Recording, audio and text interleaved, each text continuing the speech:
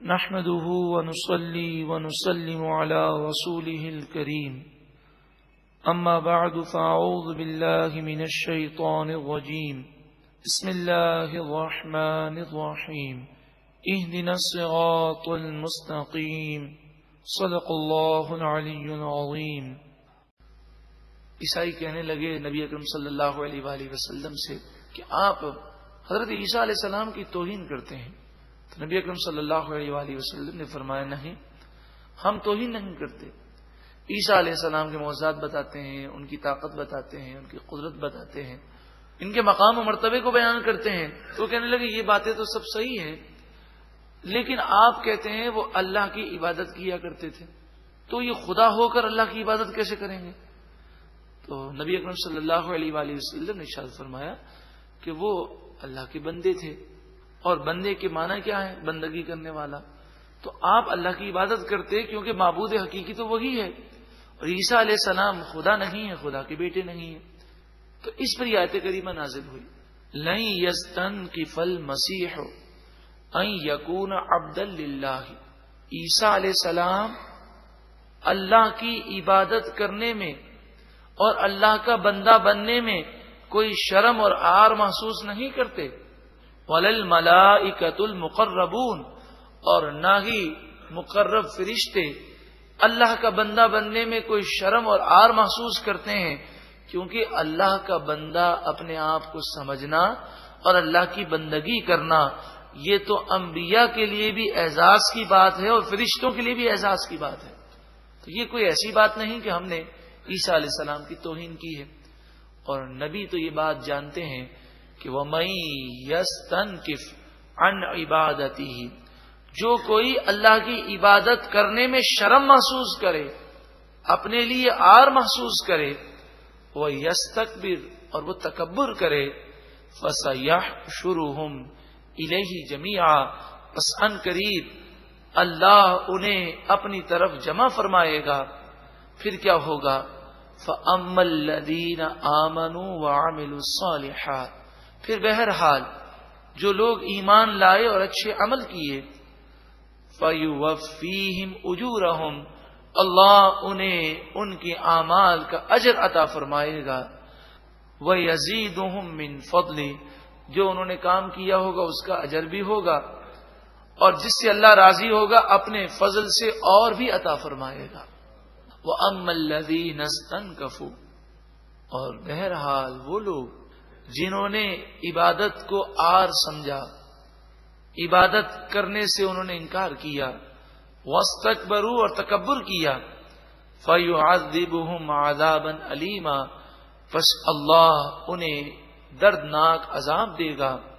وَلَا يَجِدُونَ لَهُم مِّن دُونِ اللَّهِ وَلِيًّا وَلَا نَصِيرًا، اور ان لوگوں کے لیے نہ کوئی دوست ہوگا، نہ کوئی مددگار ہوگا اللہ کے مقابلے میں جو اللہ کے عذاب سے انہیں بچا سکے۔ یا ایھا الناس، اے لوگوں، قد جاءکم برہان من ربکم، بے شک تمہارے پاس تمہارے رب کی برہان آ گئی۔ برہان سے مراد آقا دو جہاں صلی اللہ علیہ وسلم۔ برہان اس دلیل کو کہتے ہیں کہ اس کے بعد پھر کسی دلیل کی حاجت باقی نہ رہے۔ برہان اس دلیل کو کہتے ہیں کہ جو دعوے کے ثبوت کے لیے ہو۔ تو نبی اکرم صلی اللہ علیہ وآلہ وسلم برہان ہے اللہ کی ربوبیت اور اللہ تعالی کی قدرت اور اللہ تعالی کے رب ہونے کی دلیل ہے، برہان ہے۔ حضور صلی اللہ علیہ وآلہ وسلم کی آنکھ مبارک بھی معجزہ، آپ کا کان مبارک بھی معجزہ۔ فرماتے ہیں میں وہ دیکھتا ہوں جو تم نہیں دیکھ سکتے، میں وہ سنتا ہوں جو تم نہیں سن سکتے۔ نماز پڑھا رہے تھے، سلام پھیر کر آپ نے فرمایا صفے درست رکھا کرو، رکوع و سجود صحیح کیا کرو۔ تم سمجھتے ہو میں آگے دیکھ رہا ہوں، میں آگے بھی دیکھتا ہوں، پیچھے بھی دیکھتا ہوں۔ امام بخاری علیہ رحمہ نے بخاری شریف میں حدیث پاک لکھی، فرمایا میں آگے بھی دیکھتا ہوں، پیچھے بھی دیکھتا ہوں۔ اور پھر کیا فرمایا؟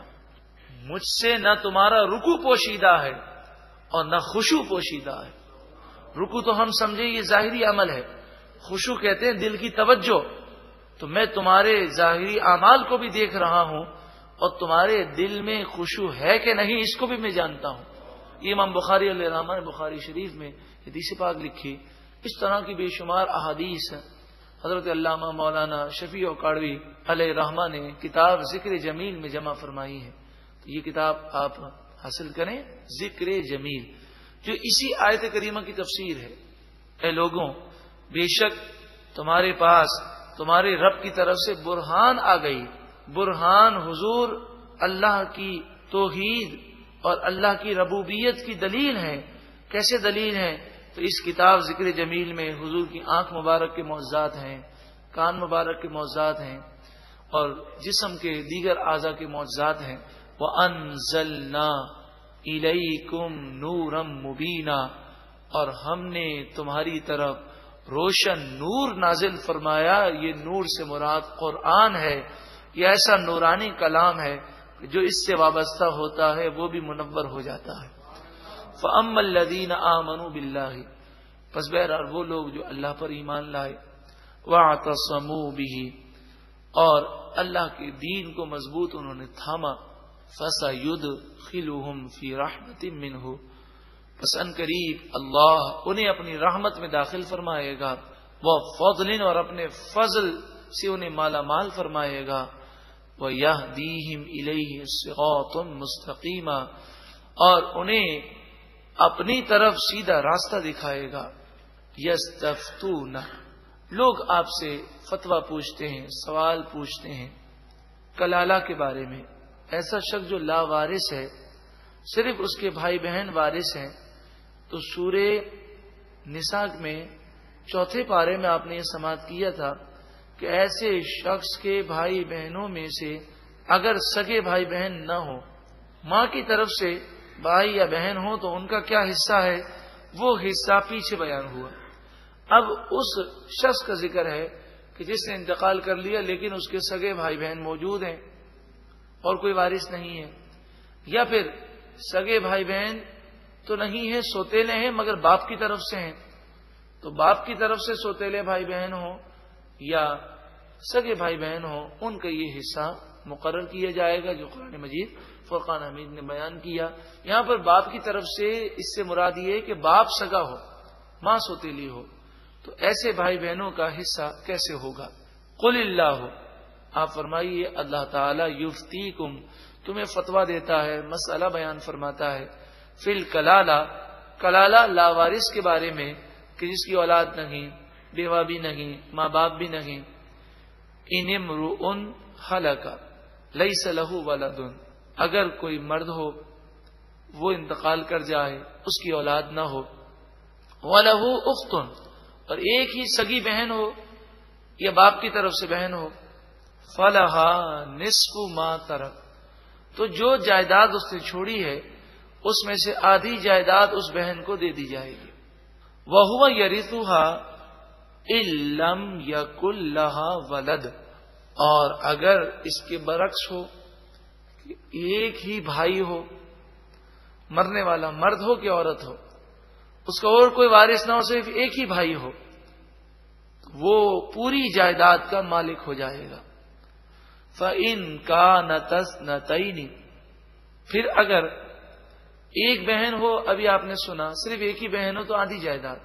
اگر صرف 2 بہنیں ہوں یا 2 سے زائد بہنیں ہوں، فَلَهُمَا الثُّلُثَانِ مِمَّا تَرَكَ، تو ان بہنوں میں 2/3 جائیداد تقسیم کر دی جائے گی، یعنی 66.67% جائیداد ان 2 بہنوں میں تقسیم کر دی جائے گی. وَإِن كَانُوا إِخْوَةً رِجَالًا وَنِسَاءً، مرنے والا لاوارث ہے، اولاد نہیں، بیوہ نہیں، ماں باپ نہیں، صرف بھائی بہن ہیں، بھائی بھی ہیں اور بہن بھی ہے. اب وہ چاہے ایک بہن ایک بھائی ہو یا اس سے زیادہ ہو. تو قرآن مجید فرقان حمید فرماتا ہے اگر مرد اور عورتیں زیادہ ہوں، یعنی بھائی بہن دونوں ہوں، تو پھر قاعدہ یہ ہے کہ کل جائیداد بھائی بہنوں میں اس طرح تقسیم ہوگی، فَلِلذَّكَرِ مِثْلُ حَظِّ الْأُنثَيَيْنِ، کہ 2 لڑکیوں کے برابر ایک لڑکے کو حصہ دیا جائے گا، یعنی 2 بہنوں کے برابر ایک بھائی کو حصہ ہوگا، بہنوں کا ایک حصہ، بھائیوں کا 2 حصہ. اس طرح جائیداد تقسیم ہوگی. یبین اللہ لکم ان تضلوا، اللہ تعالی تمہیں خوب واضح فرماتا ہے تاکہ تم گمراہی سے بچو. واللہ بکل شیء علیم، اور اللہ ہر چیز کو جاننے والا ہے. یہاں پر یہ سمجھ لیجئے کہ وراثت کا یہ قاعدہ ہے کہ اگر مرنے والے کی اولاد نہیں، یہ قاعدہ یاد رکھیں، مرنے والے کی اولاد نہیں تو پھر بھائی بہنوں کو حصہ ملتا ہے. اور اگر مرنے والے کی اولاد ہو، چاہے ایک ہی بیٹا ہو یا ایک ہی بیٹی ہو، تو ہمیشہ وراثت کے قوانین میں یاد رکھیں کہ بھائی بہنوں کا حصہ نہیں ہوتا. کبھی بھی کسی کا انتقال ہو جائے اور اس مرنے والے کی اولاد ہو، چاہے بیٹا ہو چاہے بیٹی ہو، تو بھائی بہن اس چیز کو سمجھ لیں کہ انہیں حصہ نہیں ملے گا. اور جب اولاد نہیں ہوگی تو بھائی بہنوں کو حصہ ملے گا. لیکن اگر بیوہ موجود ہے، ماں باپ موجود ہیں، تو بھائی بہنوں کا حصہ کم ہو جائے گا. اور بیوہ نہیں، ماں باپ بھی نہیں، تو پھر ساری جائیداد سگے بھائی بہنوں میں یا باپ کی طرف سے بھائی بہن ہیں ان میں تقسیم کر دی جائے گی. الحمدللہ سورہ نساء مکمل ہوئی.